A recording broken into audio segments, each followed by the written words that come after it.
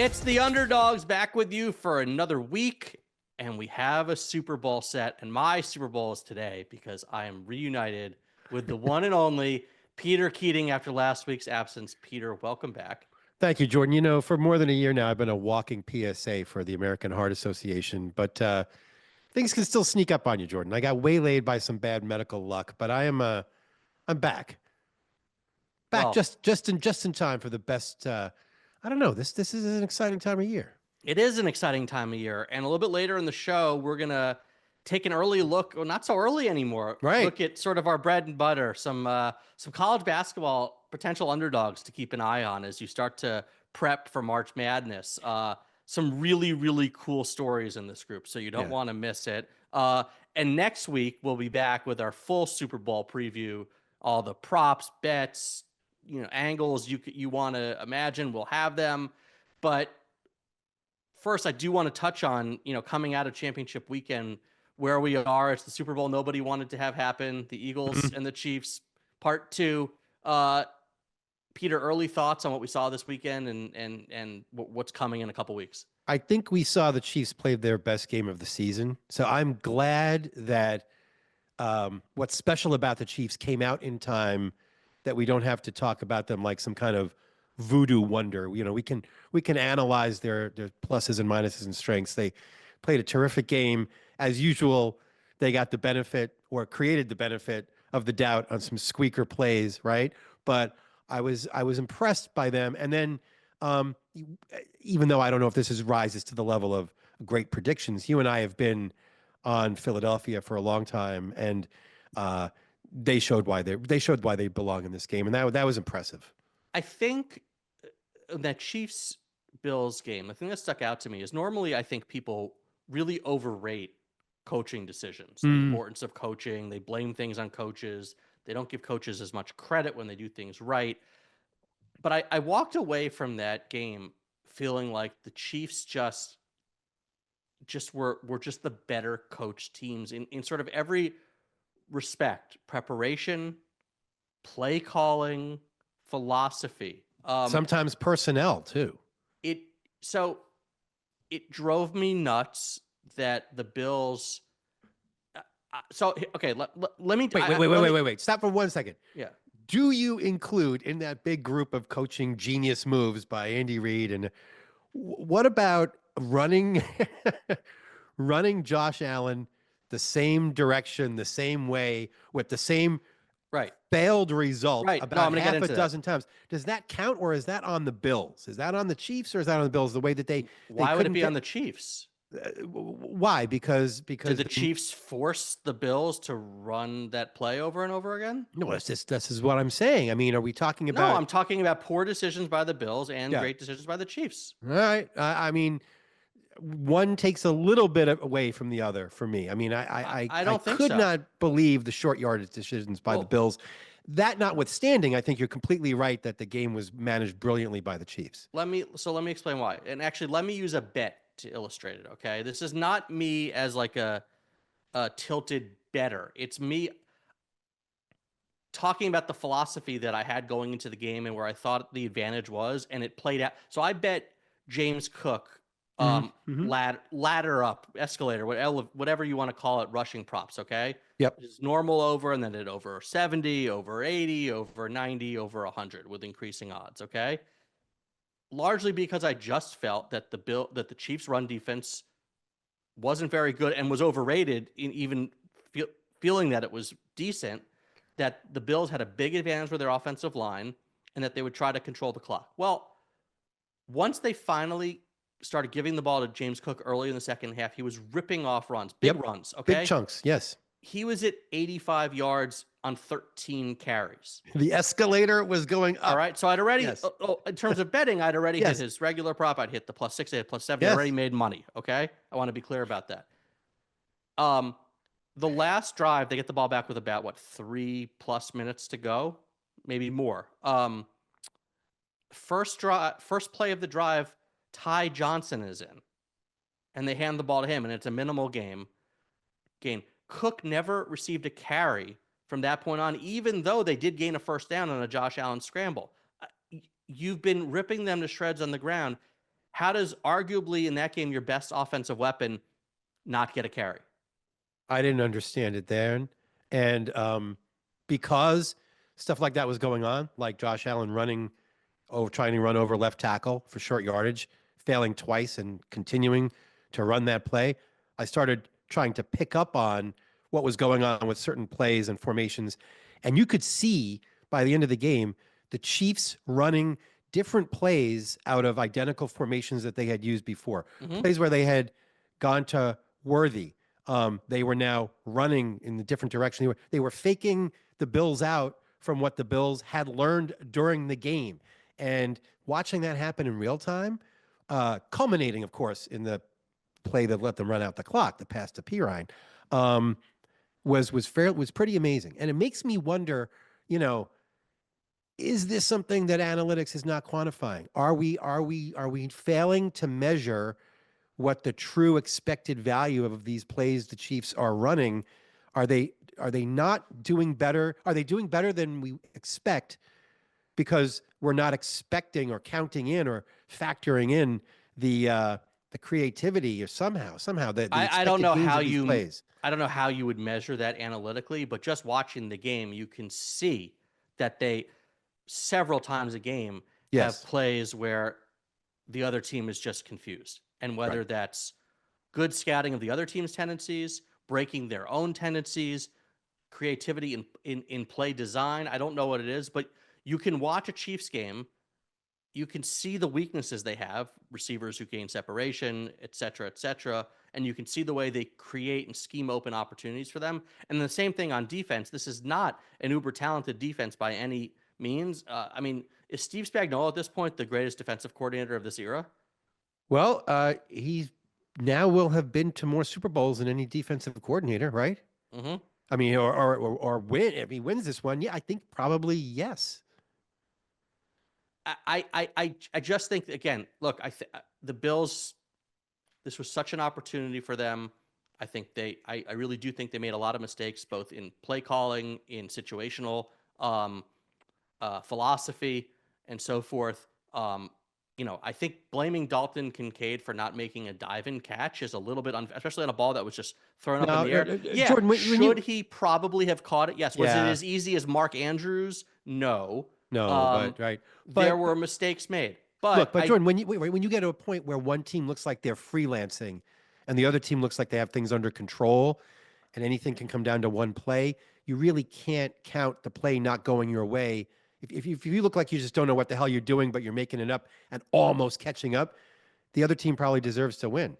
I mean, at some point, football becomes a little bit simple. And we're seeing again that when you have the best coach in the league, arguably, the best quarterback in the league, and the best defensive coordinator, you can make up for a lot of other weaknesses. And I'm tired of hearing about referee conspiracies. It's nonsense. And that Again, was a first down though, Jordan. I watched that a million times. I couldn't, I don't know how anyone I'm could just tell I'm just pulling you like I don't like I said I don't definitively. when one team is that much better prepared and executing better than the other, you can't argue about any one play. I'll tell you something. The Chiefs have this amazing ability to get players to play at the top of their range no matter what. Juju Smith-Schuster.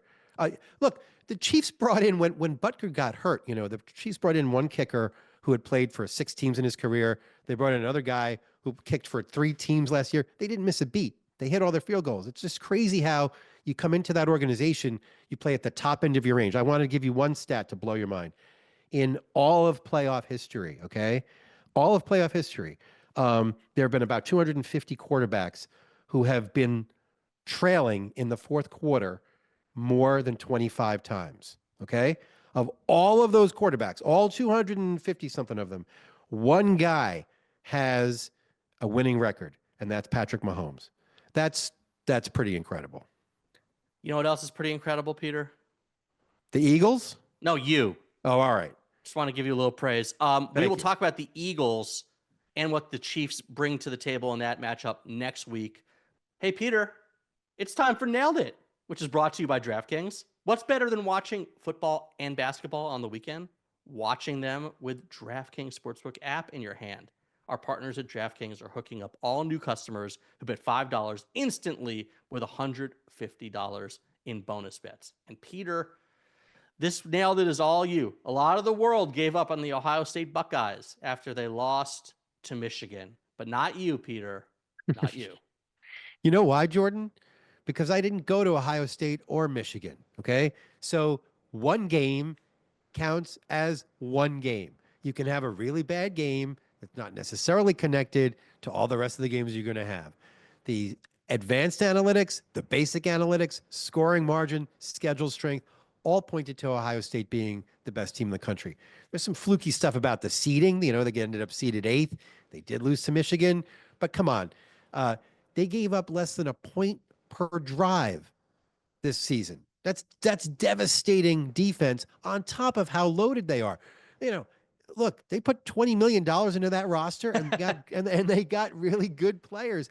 And I'll tell you something else. Everyone's talking about Notre Dame sticking with their man-to-man in the national championship game. You know who the best quarterback in the country was throwing against man coverage all year? It was Will Howard. So look, they were loaded. Jeremiah Smith was great. You shut one down, you can't shut them all down. They destroyed Tennessee. Yes, they allowed some yards to Oregon. They gave up some yards to Oregon. So did everybody. They took care of Texas.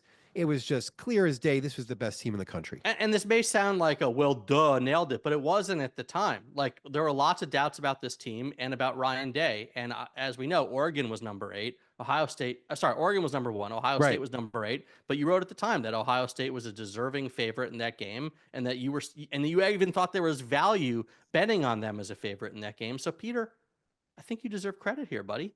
Go ahead. Say it, Jordan. Nailed it. You nailed it, Peter. You nailed it. And look, Nailed It is sponsored by DraftKings. Think you can nail it? Download the DraftKings Sportsbook app now. New customers, use our promo code Underdogs, that's Underdogs, the name of our show, and bet just $5 on any wager and get $150 in bonus bets instantly. That's promo code Underdogs only at DraftKings Sportsbook. The crown is yours. And this week, for nailing Ohio State, the crown is Peter Keating's.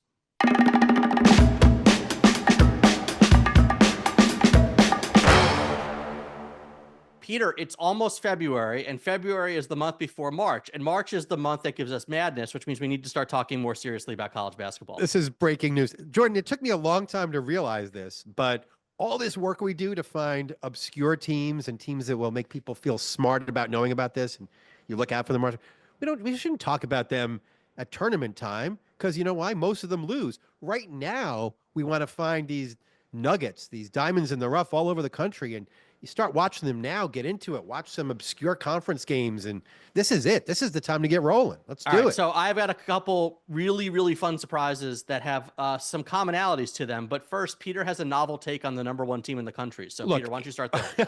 Here's the deal. A lot of great teams are great just because they shoot well, right? Or they stop other teams from shooting well. They're just bigger and stronger. Wow. Look, that's some insightful shit there, Peter. Including all your little favorite Duke teams from the past 10 or 20 years or whatever. But Jordan, you and I both know that sometimes giant killing coaches take their cool beat the overdog techniques with them when they move up in class. Look, Shaka Smart moving from VCU to Marquette, right? Probably the best example, Nate Oates, right? Took all of these possession building techniques from Buffalo to Alabama. Look, now what's happened is that Bruce Pearl, 20 years ago, Bruce Pearl took Milwaukee out of the Horizon Conference to the Sweet 16, and those teams were monsters as offensive rebounders. They also shot a lot of threes, even when they weren't particularly good at it. Well, now he's taken those possession building techniques to a team that can shoot the hell out of the ball. And Auburn, Jordan, they get turnovers, they got offensive rebounds, they take a lot of threes, and they hit tons of shots. They're up about 130 points per possession. That is what? That is the highest. 100 possessions. Per 100 possessions. 130 point possession would be 130 points per possession would mean you should take some kind of space-time warp. Per 100 possessions. But they're the highest offensive efficiency we have ever seen since the beginning of what we call the modern spreadsheets era. So I just want to say this is going to be a really fun, analytic team with the heart of a giant killer, like Alabama or like Marquette. One of these fun teams that would be an underdog, except they're freaking fantastic. They're the best shooting team in 20 years. Well, moving on to the safest of giants and the number one team in the country. Here's a couple underdogs that you should start looking at now because you're going to be really smart if they make the tournament come March. Okay. First one I want to talk about is Drake. Okay. Drake, we thought they would take a step back because they lost their coach and best player. That's right. That's Darian DeVries is the coach and his son Tucker last year. They went to West Virginia They both left. after entering the NCAA tournament, losing to Washington State by 5 last year. This year they may be better, and it's a totally different group. But they got Ben McCollum, who was the coach at Northwest Missouri State, Division II team where he won 4 national championships. Okay, um, 4 of their best 3 players and 4 of their top 7 all transferred from Northwest Missouri State. Bennett Sturts, their junior leading scorer, Mitch Mascari, Daniel Abreu, Isaiah Jackson. And first of all, what they're showing is winning can translate at different levels. And the difference that we like to think of between D1 and D2 sometimes isn't that great because this team is 18-2.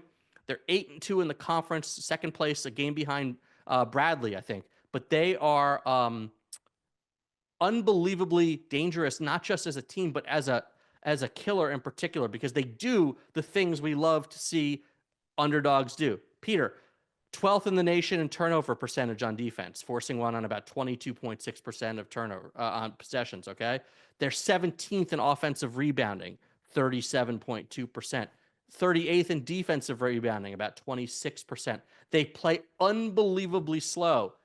Average possession length is nearly 22 seconds per possession. That's 364th in the country. And so what they do, again, they create this huge possession advantage through turnovers and offensive rebounds in games that have low possessions to begin with. So each possession is more valuable and they get more of them. So if they can get in... It's a fantastic formula. I have 2 quick questions before you go on. One, is 364th the slowest? Are there more than 364 teams in D1?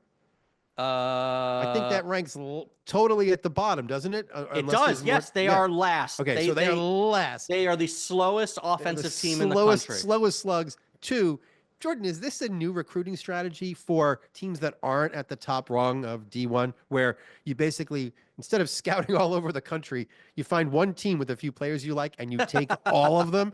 They took 4 guys from Northwest Missouri State. This is how they built their roster? I mean, it's amazing. They got 4 guys from Northwest Missouri State, 2 from Wyoming, a JUCO transfer from Florida State College, and 1 guy stayed, Nate Ferguson. So it's a totally new team, but they're awesome.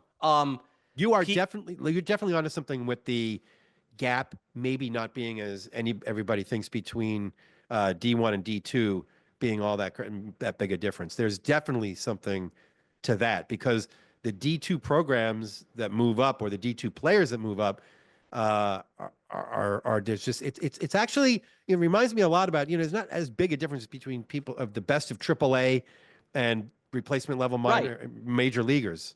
Well, baseball. It presumes no inefficiency in scouting and player projection if you just automatically assume all the D1 players are better than the D2 players. Also, if there's a bell curve, the truly outstanding players, there's a huge gap, right? But as you get closer and closer to, decision of where one would go, there's just not that huge a difference between the players, especially if the country's producing more and more good players and if we're pulling more players from other countries. But Peter, let's move on. Speaking of other countries, okay, to a team both of us discovered independently and loved. Do you want to start with this team and I'll finish? This is why we do. This is what makes Giant Killers worth it, because in the middle of the winter, I pick up my phone and you're screaming at me, excited about a team that I'm already excited about because we're total dorks for all this stuff. We're now and talk about D2. Talk about a team that has moved up wholesale. We're looking at, that's right, UC San Diego, the Tritons, out of La Jolla, right? This is not San Diego State. This is their not cousin, San Diego State. University of California at San Diego. Right. And they began their process of reclassifying to Division I team 4 years ago. 4 years ago. Why? They're now finally eligible as a member of the Big West. And there's so much goodness here. I don't know where to start, Peter. let's just before we move off the point, the 4-year transition rule is absurd. The teams that want to, I know the NCAA wants to make sure they have the right facilities and quality players. When a team's ready to move up, they've demonstrated to use usually like championship level teams at D2. And you see these teams like Merrimack a couple of years ago or St. Thomas last year having to wait and wait and wait. It's absurd. By the time they're eligible, they've really often these teams have really developed strong foundations, and this is a great example. Right. Jordan, look at all the things we just talked about hogging possessions and building the value of possessions. Look at how many turnovers this team generates. It's unbelievable. They're fourth in the nation at forcing turnovers, about 24% of opponents' possessions, and 18th in the nation in preventing turnovers, only Right. about 14.5% of their own possessions, which creates a huge possession gap to begin with. They've got Hayden Gray, who leads the country with 3.4 steals per game. Okay. They've got Tyler McGee. Yes, we should pause there for a second, because the other thing that creates variance is 3-point shooting, taking lots of Right. threes. Because again, as we like to say, 3 is worth more than 2.